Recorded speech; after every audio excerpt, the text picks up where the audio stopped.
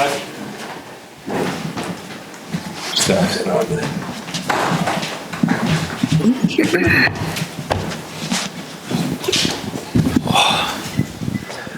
welcome back everyone to St George's Park for this media conference with Anthony Gordon. A reminder that this is embargoed until 6 a.m. tomorrow, Tuesday, and then we'll also have a short section at the end of the embargo until 10:30 p.m. Tuesday as well. So Rob, do you want to get us underway? Good to see you, mate. How are you? Good. How are you? Yeah, I'm very well, thank you. I wanted to talk to you about the competition in your position in this England camp. It's something we've talked to you about before, but it feels to me you offer something a bit different to the rest of the wingers you're competing with maybe in this England squad. Sell yourself to me. How do you see it? What are your strengths? What have you got that they haven't, do you think? I don't want to sell myself too much in words. I'd rather do it by action. But I obviously offer a lot of things I think the other wingers do, and I don't want to make comparisons to me and them. I think we're all very different as players. I think we should focus on ourselves, our own strengths, and try and get better at our weaknesses, but I don't really want to compare myself to them. No, I totally understand. What are your strengths then? I would say pace, my intensity. I try and give everything every time I play. I try and be a standard bearer really for the intensity and really set the team off in presses and try and play aggressively. I feel like that's the style people like to watch. It's entertaining, and I feel like they're my main qualities. We've followed you on this entire journey through the England senior team. I mean, you were a regular under Gareth Southgate, under Lee Carsley, now under Thomas Tuchel. Does that make you think that your name is penciled in for the World Cup squad, or dare you not think like that? No, I think the moment you start thinking like that, you've probably got a problem. At this level, you see the squads changing all the time. Players come in, players leave. I think you've almost got to be a bit paranoid that you're not going to get in because it pushes you even further, and you've always got to challenge yourself because the lads who you're competing with are always at the highest level because that's the level we're playing at. So I never think I'm nailed in, but obviously it's a massive goal for me and one that I'm pushing for. Hi Anthony, you played in Thomas Tuchel's best performance as England manager, 5-0 in Serbia. Does that make you feel that at the moment that left wing shirt is yours to lose?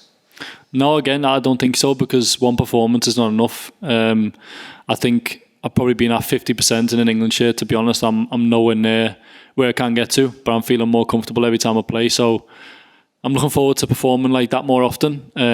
Like I said, I probably should have been putting them performances in a little bit earlier, but I felt I played really well in Serbia, and I'm looking to kick on from there.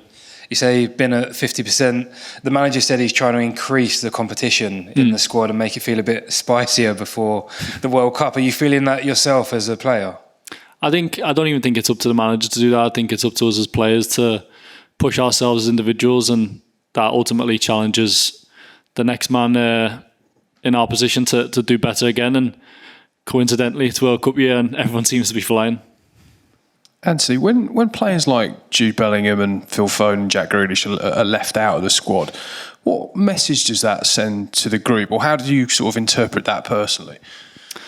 I don't think it's anything to do with them individually. I think they're all at different stages in the career. I think it's more about the team. I think we have to focus on the team. It's a team that's going to win tournaments, hopefully. So I think it's never going to be about individuals, and the moment we start making it about individuals is when we've got a problem.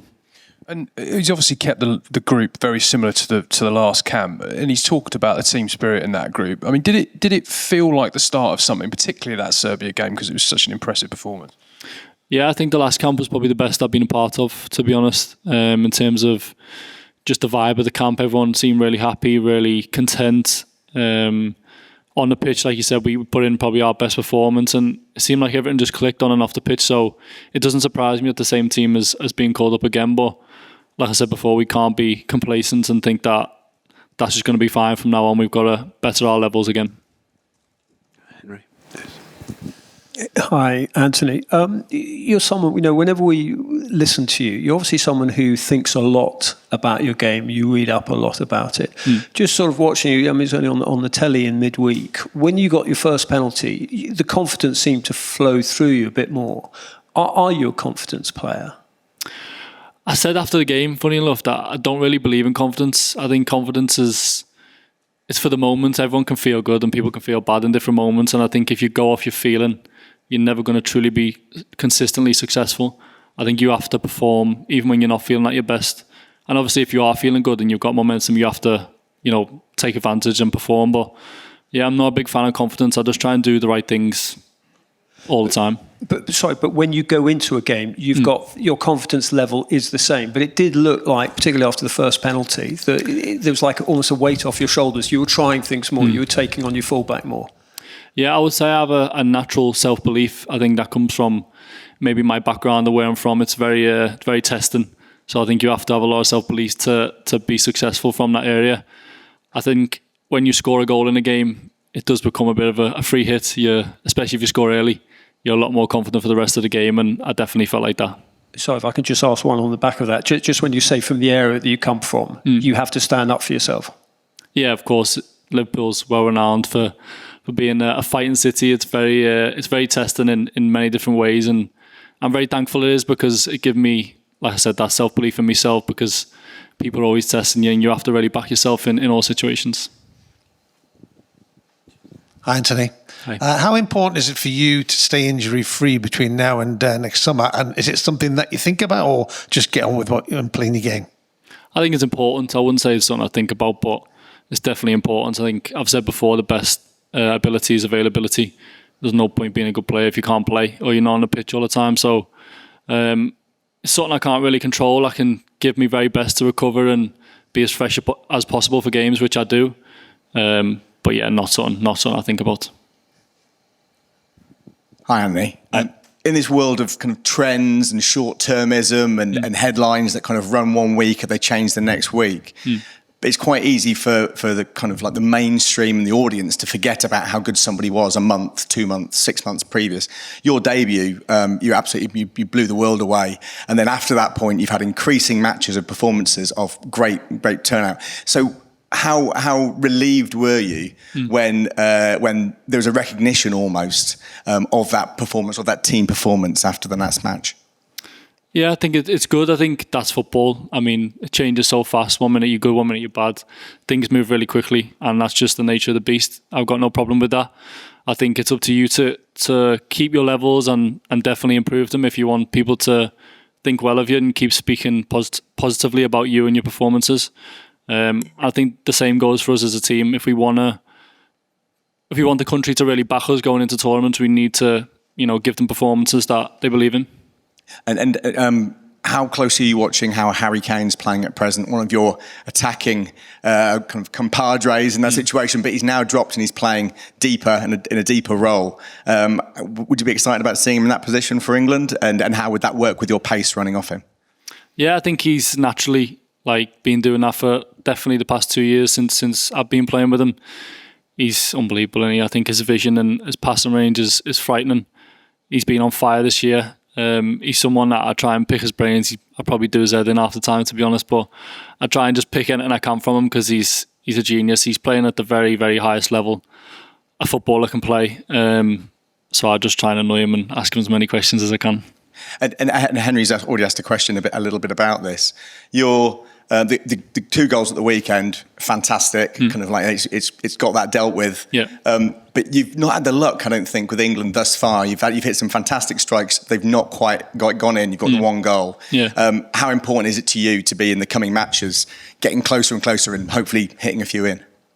Yeah, I think, to be honest, that's probably on my shoulders. I need to be more of a difference maker. Really go and get the ball and take the initiative rather than waiting for it to come to me. I felt like I did that in the Serbia game, and I got a lot more chances, a lot more opportunities, and so yeah, I don't feel like that's a lack of opportunity. I feel like that's on me to take more of the initiative, go and create, go and be free and try and excite people, because that's what my game is. The manager would never tell me not to do that, so that's definitely on me, and I'm definitely doing that more this year, and I think I'm playing my best football I've ever played right now. Anthony, following on from what James was saying there, a big show of faith from the manager to bring the same squad back that performed so well last time.